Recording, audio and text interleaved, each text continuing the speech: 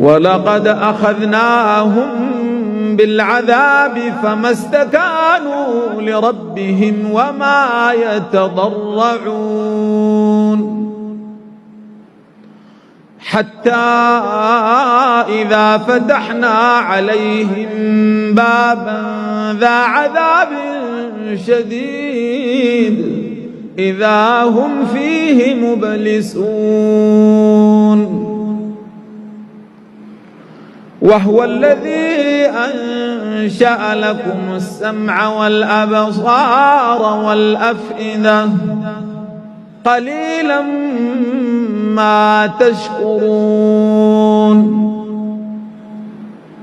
وهو الذي ذرأكم في الأرض وإليه تحشرون وهو الذي يحيي ويميت وله اختلاف الليل والنهار أفلا تعقلون